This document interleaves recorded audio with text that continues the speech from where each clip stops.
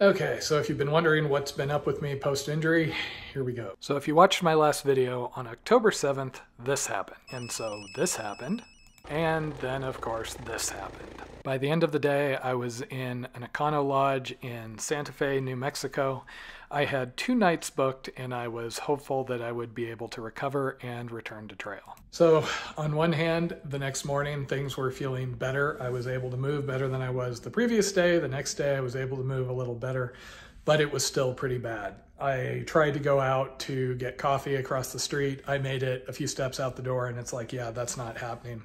And it was painful even just going downstairs trying to get breakfast in the morning. So I was mostly lying around in bed and getting delivery food, hoping things would get better. So since I was having trouble walking, getting anywhere to get checked out was kind of a challenge. I did a teledoc, described what had happened. The guy said, well, maybe give it a week, see where you are. I talked to Jen, we extended for one more night, and at that point it was obvious that we were gonna have to do something. I was in Santa Fe. You would think like cheaper hotels, but it was apparently International Balloon Festival. So hotels were expensive, and you know, we can do that for a couple of nights, but I needed another option. Debated going back to Abiquiu. There was a place to stay there, Goldie's, which was only $10 a night, but I really wasn't mobile.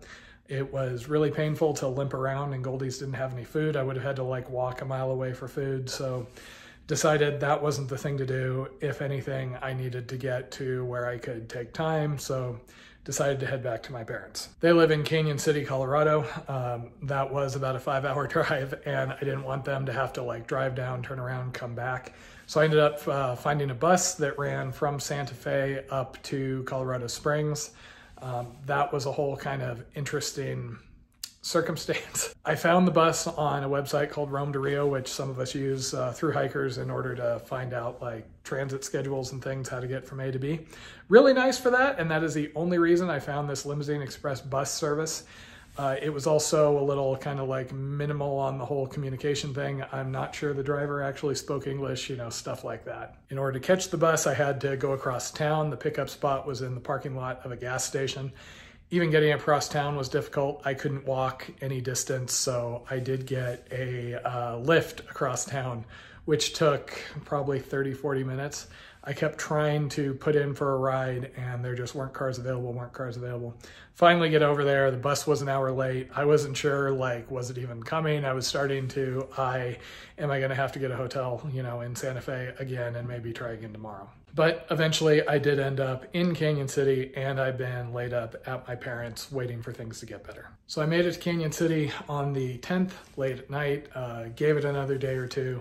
Was still hurting. I was getting more and more concerned with how long this was going to take, so I decided, okay, it was time to get it checked out. Tried to find a sports medicine doctor since I haven't had the best case or the best experiences with emergency rooms and whatnot.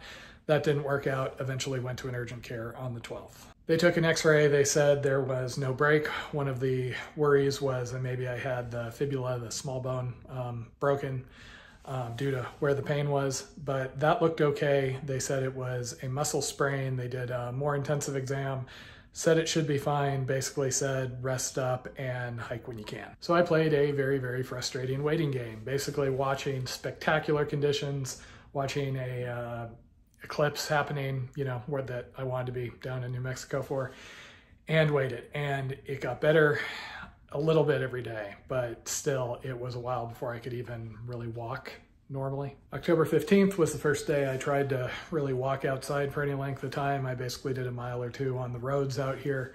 The next day I did a slightly longer section behind my parents. It's just frustrating because it gets better every day. It's just not better enough. The nice thing about where my parents live is they back up to BLM land, so there are plenty of places to hike around here to kind of try things out.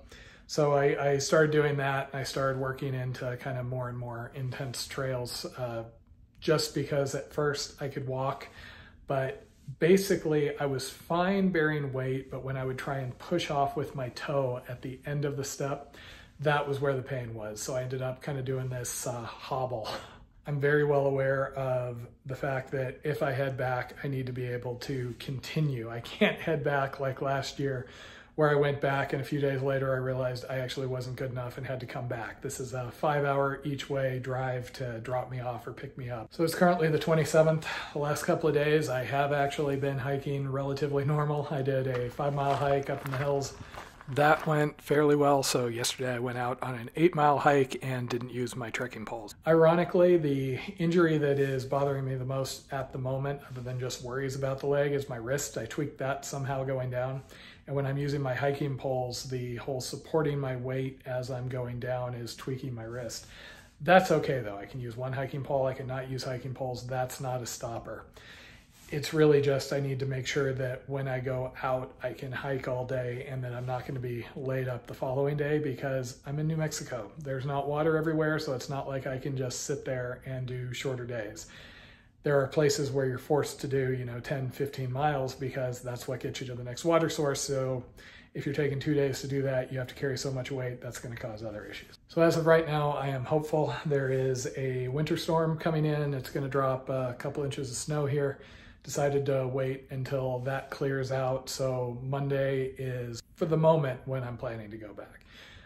I'm going to do a couple of more test hikes between now and then. If that goes significantly worse, if I start to have some sort of a setback, my plan is to wait here. I feel like I have time. I can go into December if I need to. I'm out of the high country.